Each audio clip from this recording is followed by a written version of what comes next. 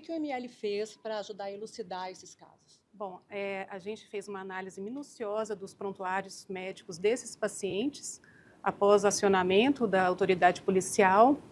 Tivemos acesso a vídeos para contextualizar a análise desses prontuários e avaliar a evolução desses pacientes, o efeito de determinados medicamentos na evolução e no quadro de gravidade que esses pacientes apresentaram e que culminaram com o óbito.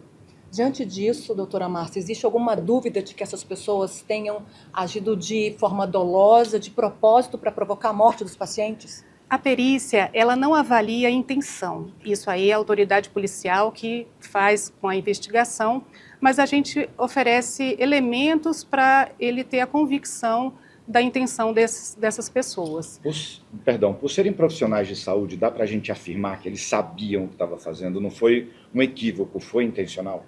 Os profissionais de saúde sabem a respeito dessas medicações, até porque existem protocolos bem estabelecidos para o uso de determinadas substâncias e principalmente quem já está habituado a trabalhar nesse ambiente, um ambiente de UTI, de pacientes mais graves. Então, com certeza, eles sabiam. Mas, diretora, então, eles sabiam que se aplicassem a substância na veia e não de uma outra forma nesses pacientes, os pacientes iam morrer? Eles aplicaram de uma forma irregular, não controlada, de uma forma inadequada. Então, eles com certeza sabiam dos efeitos potenciais dessa medicação. O que as análises revelaram? Eram pacientes ali em estado grave, mas após a aplicação dessa medicação eles tiveram uma piora abrupta. Sim, eram pacientes que tinham gravidades diferentes de quadro clínico. Uma das pacientes tinha um quadro um pouco melhor, mais estável. E em todos eles, o que chamou a atenção da perícia foi que não houve uma piora gradual do quadro deles, foi uma piora súbita em momentos repetidos que culminaram na parada cardíaca e muitas delas foram revertidas até que chegou no evento do óbito. Diante da análise do IML, dá para dizer que foi depois de receberem essa substância pela veia que essas pessoas vieram morrer? Por exemplo, elas não tivessem recebido, talvez elas não tivessem morrido? É difícil a gente avaliar isso porque o contexto de um paciente na UTI, ele pode ter evolução variável, pode ir a óbito ou não, dependendo das outras condições clínicas. Mas o que chamou a atenção foi a presença de substância no sangue em alguns exames desses pacientes e o confronto com os vídeos mostrando uma aplicação de medicação na veia desses pacientes em momentos muito próximos à piora desses pacientes. Alguns pacientes apresentaram eventos segundos após a aplicação dessa medicação. Isso aí está sendo apurado pelo Instituto de Criminalística nos vídeos, eles estão avaliando. Mas a gente teve acesso a esses elementos para confrontar com os dados de prontuário, os registros médicos, a temporalidade da piora desses pacientes, o tempo que eles demoraram para piorar após a injeção dessas medicações. Diretora, só uma questão. Quando eu perguntei para a senhora sobre a intenção, é o seguinte, por exemplo, eles podem alegar que não sabiam que se colocasse na veia as pessoas podiam morrer, por exemplo. Isso é algo que todo estudante de enfermagem, técnica de enfermagem, médico sabe, ainda mais eles formados, já há mais de um ano no hospital. Com certeza é de conhecimento dos profissionais de saúde e principalmente porque determinadas medicações têm protocolos muito rígidos, tanto de prescrição, quanto de retirada na farmácia, quanto de aplicação nos pacientes. Então, com certeza, era conhecimento esses profissionais tinham conhecimento disso. E vocês não identificaram também só essa substância? Também tem o caso de desinfetante? Certo. Tem um dos pacientes que, após diversas paradas cardíacas, houve a suposta aplicação de um desinfetante. E depois dessa aplicação, que foi inclusive mais de uma ocasião, o paciente acabou evoluindo para óbito. E ela não é adequada, lógico, para uso no ser humano. Quando o doutor falou ali que foram 10 vezes seguidas, aplicou, ou foram dias diferentes? Isso aí, ele falou que foram 10 aplicações. Foram todas no mesmo dia, mas isso aí está sendo avaliado, o tempo de aplicação está sendo avaliado na perícia. Gente, eles aplicavam vídeos. E depois ainda tentavam fazer ali a manobra de salvamento, é basicamente isso? Os pacientes, quando estão em UTI, eles são monitorados continuamente. Então, qualquer sinal de agravamento existe um alarme, sistemas de alarme, né? E a equipe se mobiliza para fazer a reanimação, a correção do problema. E até o momento o que a gente sabe é que ele participava de alguma forma dessas reanimações. Para disfarçar, talvez, doutora? A intenção a gente ainda não tem esse conhecimento. Bom, eu gostaria de ressaltar a importância aqui do trabalho do Instituto. A gente sabe que o vídeo é um vestígio muito forte, mas existem uma série de outros vestígios, inclusive a análise do material, do desinfetante, né, que já foi realizada pelo Instituto de Criminalística. A gente está falando de um conjunto muito grande de logs. E aqui eu faço um alerta, né, que é o uso dos sistemas corporativos. A gente vê um certo risco, né, não pode ser tão fácil fazer um lançamento desse. E às vezes a gente consegue talvez sair desse cenário não só com o caso identificado, mas com propostas. Quando a gente fala de um medicamento ali que é delicado de ser administrado, talvez um uso de inteligência artificial, um LLM, um modelo de linguagem, que pode fazer essa revisão e gerar um alerta, impedindo com que aquilo avance sem dupla revisão, né? Então, é isso que eu gostaria de deixar, a importância desse trabalho, que é a coleta de diversos registros de acesso em câmeras, acesso corporativo, acesso aos sistemas, consultas realizadas a outros prontuários. Tudo isso está sendo trabalhado para a gente poder trazer uma prova bem completa. E é claro, né, o vestígio digital do vídeo, audiovisual, ele é muito forte, mas ele não é o único.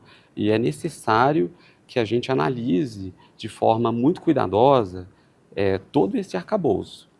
A partir dessa análise do IC, Leonardo, é capaz de se chegar a outras vítimas? Esse é um dos objetivos, claro, né? A gente tem de entender o ambiente corporativo e fazer a preservação de todos os logs de interesse. Então, é um dos escopos do trabalho do time de peritos, com certeza. Doutor, nesse caso, o técnico ele teria usado a senha de um médico, né, que estava logado no computador. Vocês já sabem se o médico deixou o computador aberto ou se ele sabia a senha desse profissional? Especificamente, essa resposta ainda está em trabalho, a gente está examinando. Então, a gente deve identificar qual foi a fonte do acesso. É um trabalho que ainda não está concluído. Eu queria só para ficar claro que o senhor... Mas, Desculpa, assim, diga. complementando, né, o lançamento foi feito posteriormente à saída do médico. Então, o médico já não estava mais no ambiente corporativo em condições de fazer aquele lançamento. Também não percebemos meios de acesso externo, ou seja, uma janela, ou seja, teria de ser ali dentro daquele espaço corporativo. Eu gostaria que ficasse na sua fala essa questão. Pelo que eu entendi, é importante a conclusão desses laudos para se ter certeza do crime cometido por esses e também se outras pessoas foram vítimas. Por que é tão importante isso, terminar esses laudos? Eu falei em 20 laudos. A gente está falando num cenário aí de uns 20 laudos, né? São exames de celulares, exames de logs, muita gente trabalhando. E, de fato, sim, é fundamental que a gente tenha... O objetivo do perito criminal, neste caso, é fazer uma reconstrução, um timeline. E aí eu vou ressaltar aqui um trabalho que foi feito pelo time, né? Quando a gente fala de um ambiente hospitalar, a gente tem inúmeros elementos computacionais que monitoram, e às vezes, em tempo real o paciente. Só que esses elementos computacionais, eles possuem relógios. Esses relógios, muitas vezes, não estão sincronizados. Por exemplo, meu relógio pode ter uma marcação diferente do seu relógio.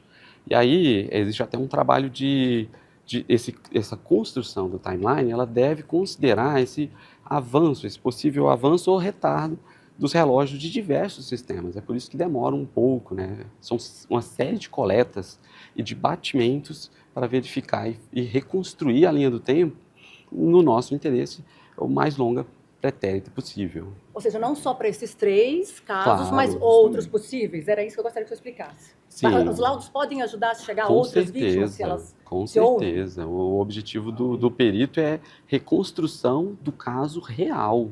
De fato, no máximo, no melhor nível de detalhe possível de se obter. E não se atenta somente aos vídeos. A gente faz um trabalho que é sobre os vídeos, é sobre os sistemas corporativos, no intuito de trazer o máximo de informação e clareza, baseada em fatos reais. Delegado, pelo que a polícia tem até agora de indícios, não há dúvida de que, de fato, foram 3 mortes dolosas, né? As pessoas fizeram com a intenção de matar esses pacientes? Os elementos coletados, eles são bastante robustos. Nós temos os vídeos demonstrando as ações dessas pessoas e temos também a análise do prontuário médico, de todas as ações que foram realizadas, ações médicas, em relação a esses pacientes. E existem elementos convincentes de que o técnico de enfermagem, ele se passou pelo médico, ele entrou no sistema que estava aberto, no sistema que faz a prescrição dos medicamentos no hospital, por 2 vezes, e se passando pelos médicos, ele prescreveu esse medicamento. Ele também foi até a farmácia, buscou os medicamentos, ele preparou os medicamentos, ele escondeu os medicamentos no jaleco e ele aplicou esses medicamentos na veia dos pacientes. E eles também aguardavam a reação desses pacientes, porque esse medicamento, uma vez injetado diretamente na veia, o que não deve ser feito, provoca parada cardíaca. Em poucos segundos depois da aplicação, esses pacientes apresentavam parada cardíaca.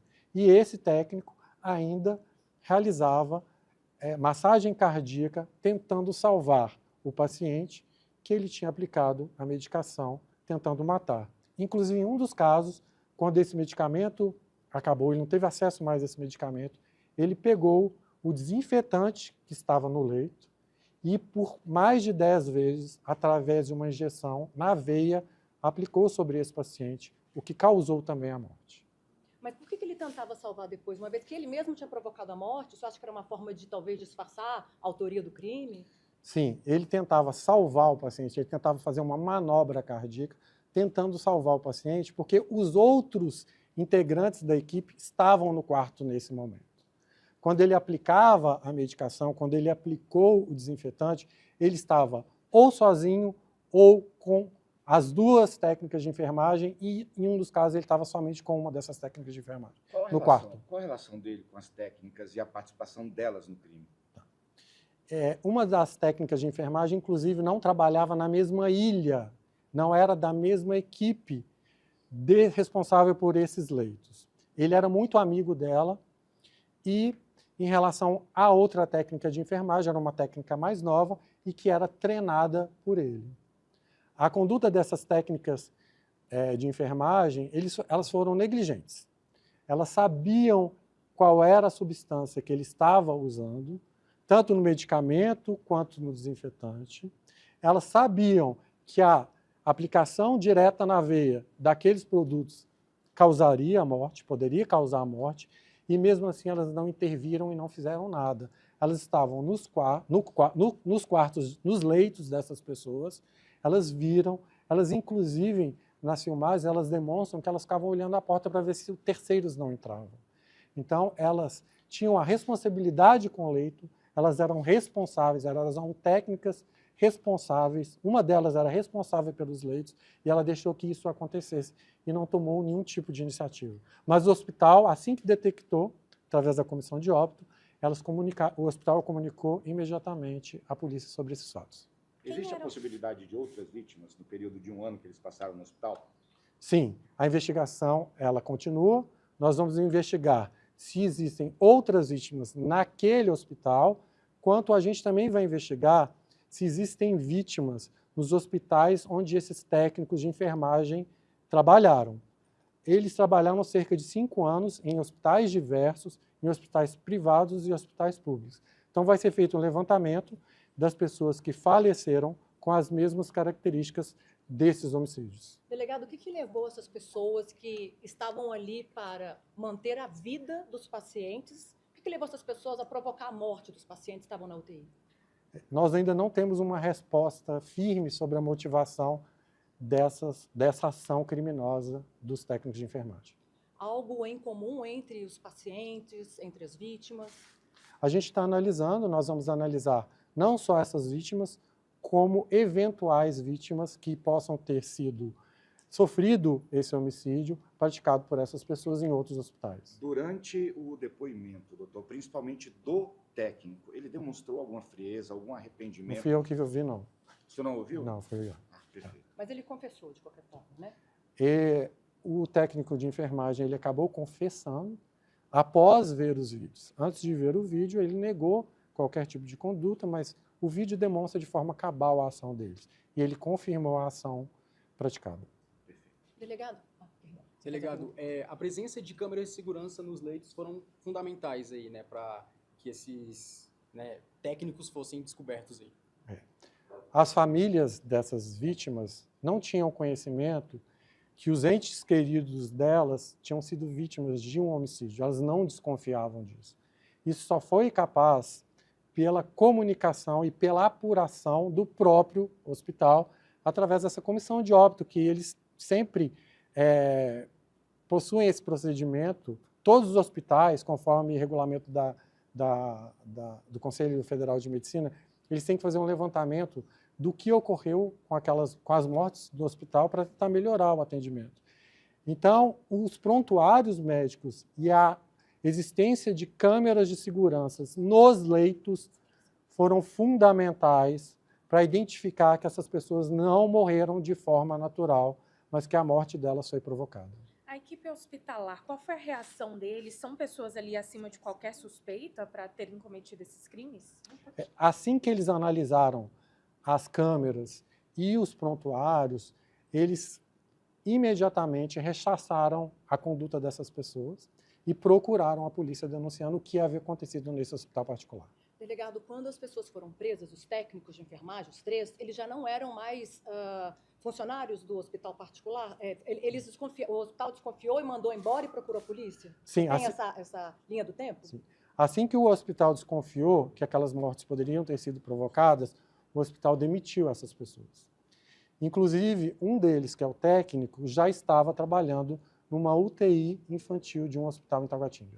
Particular? Particular.